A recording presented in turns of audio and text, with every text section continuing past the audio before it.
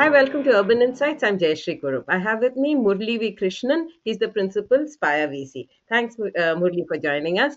Uh, Today I'm talking about, I'm trying to catch the trends of 2024, and technology was a very big part of it. And one of the things that happened in 2024 is the prop techs, governance techs, a lot of things happening. So, take your own your VC knowledge and tell us what's happening in the prop tech world. So what happened is 2022-24 being one of the best years of PropTech actually. If you really see the number of startups comes in, it is almost 20-30% more startups have on this segment. I would say specifically on PropTech has come. We got close to about 7 to 8 unicorns now from the PropTech segment. We have about more than 300 400 companies which is basically on a growth stage kind of thing of happen on a product. One of the major reason is the growth in the real estate, the sector being performing exceptionally well across the market, be it Bangalore, be it Delhi.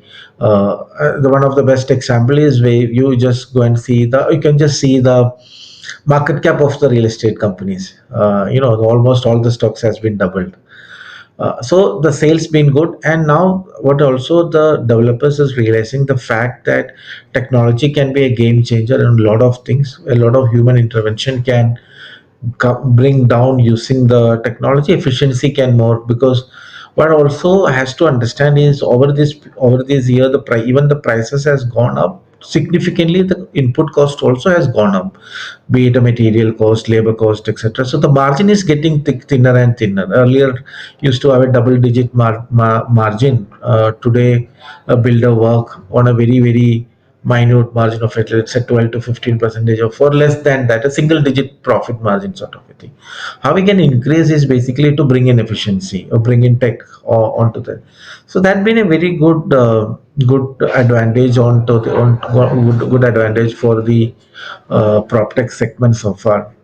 So I would say that that is the key factor which is driving the growth in this sector. One is speed, one is efficiency, right? How can you aggregate better? How can you deliver better?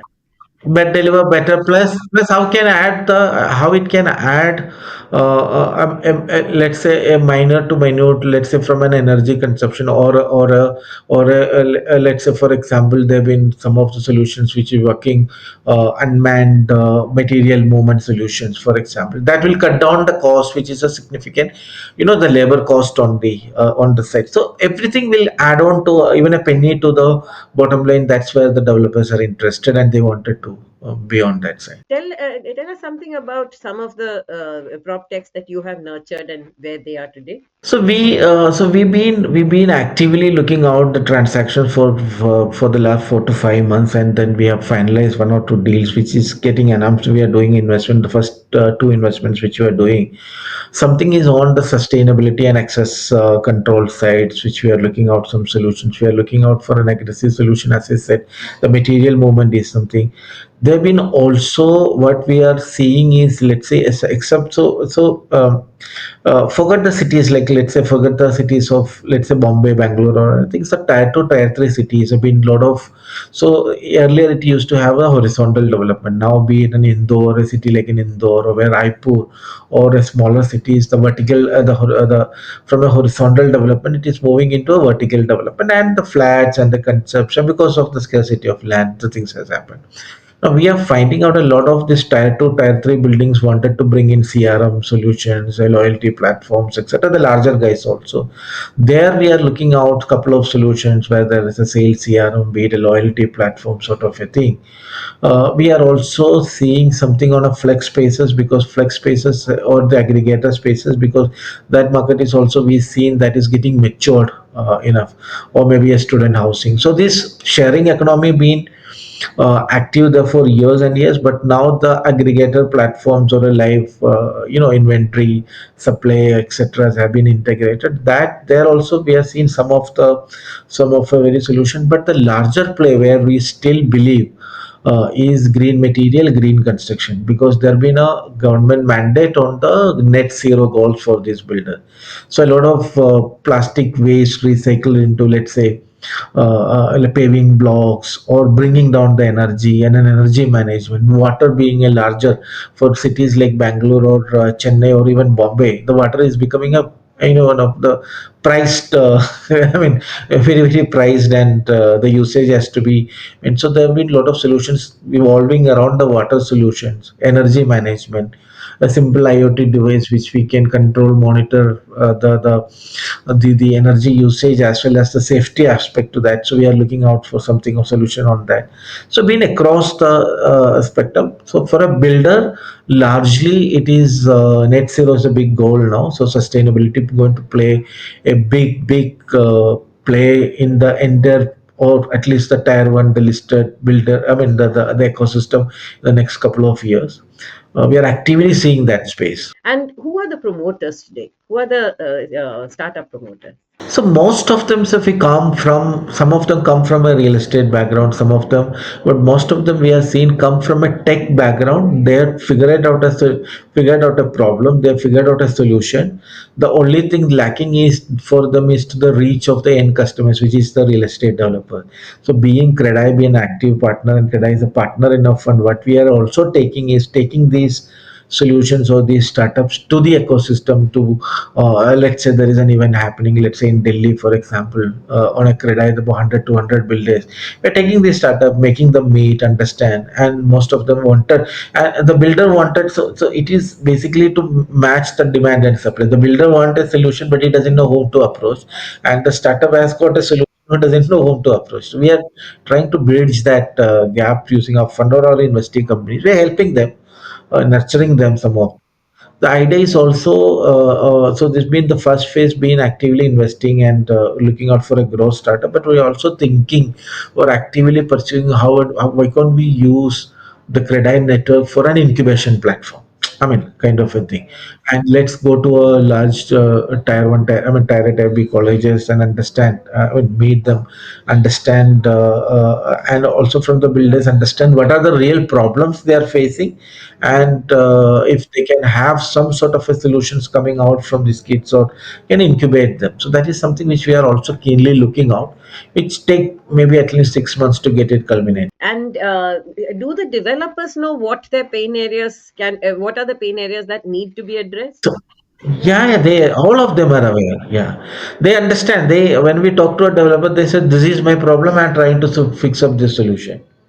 Or or the second thing, most of them they come up with us actually, because how we can increase the efficiency on this. Let's say designing part. How we can increase the designing part efficiency and all those. I mean, there have been multiple solutions going in and around, but so what really happened is also, when we say Proptech, so people were always, when you say Proptech or anybody, people always think about a sales solution. Somebody is doing a broking platform, somebody is doing a second home sale, or the latest somebody, so there is a fractional of, I'm saying it's a, so the sales is one part to our developer. The pain point is not really the sales. The pain point is comes to the designing and construction part. That is what we are also trying to figure it out.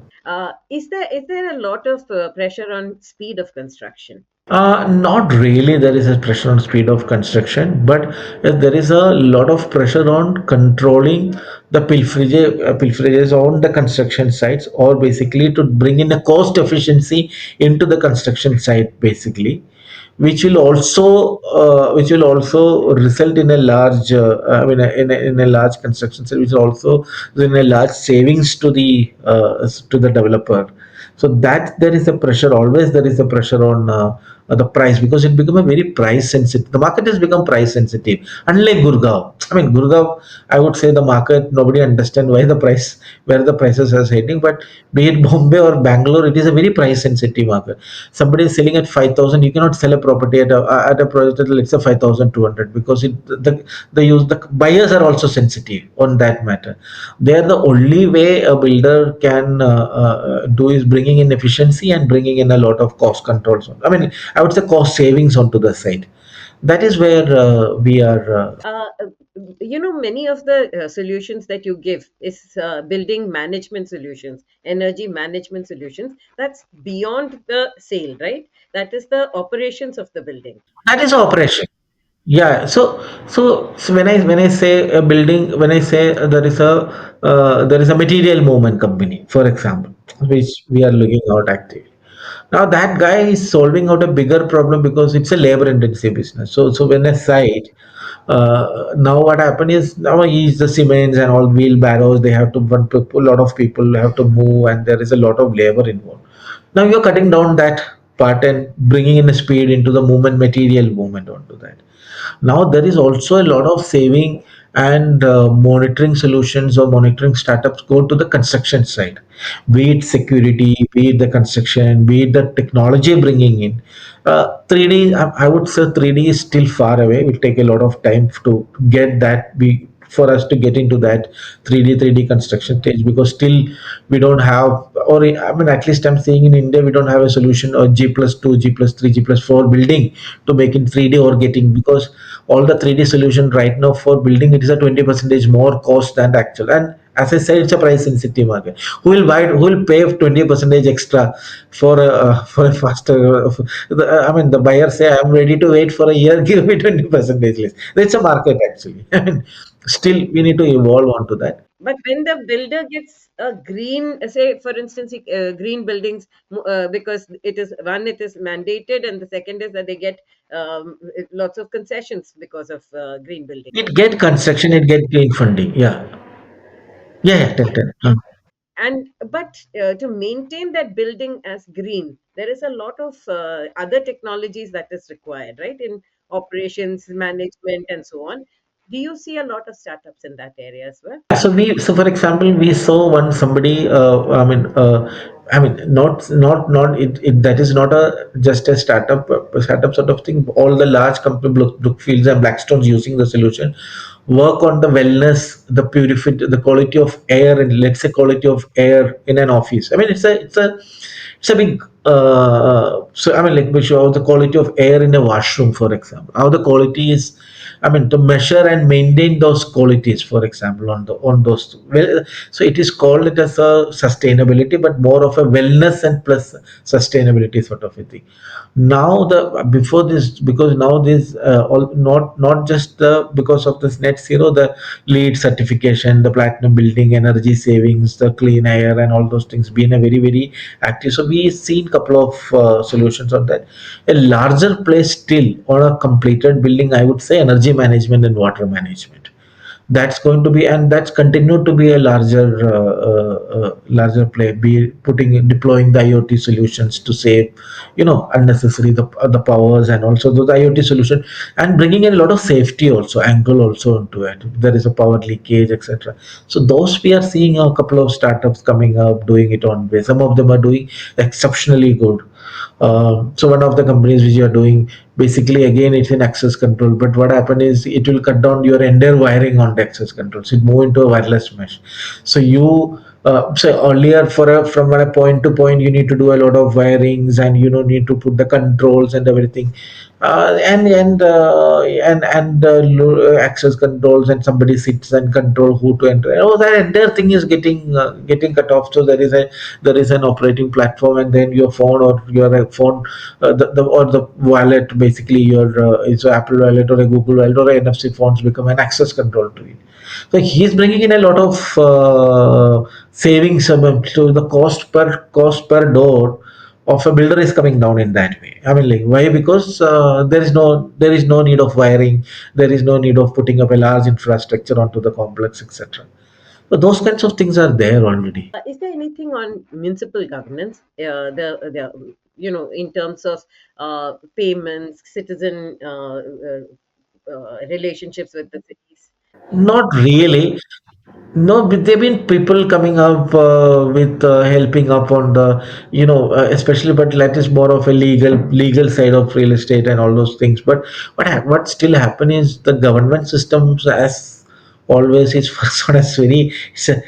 It was there 10 years back also. I don't think that much improvement or maybe happened. So And also the startups also to a large extent, when there is a government involvement, then there is also, I mean, like a lot of delays or whatever it is. So we are not seeing much on that side still. But but I think this government is coming up with this, introducing the BIM to the building information management, etc., onto the construction. So the net zero is a big game. I mean, they are getting a concession and they are getting mandated, and most of them has to declare the net zero. So that will bring in a lot of tech play into the uh, system. Earlier, we saw a lot of startups all happening in Bangalore. It was region specific.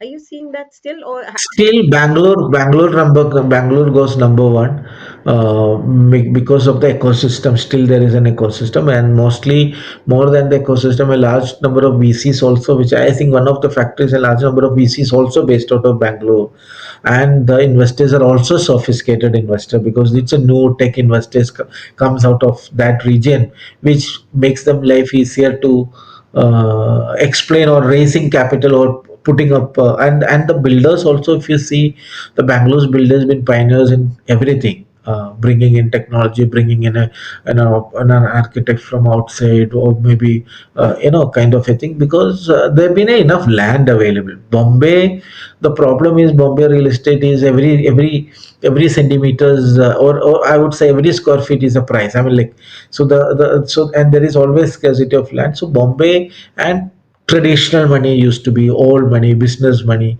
So for a startup ecosystem to come in and nurture or those kinds of things, it takes up. So Bangalore and Delhi continues to be the number one and two, and then comes Bombay only because there is a capital side on it of it.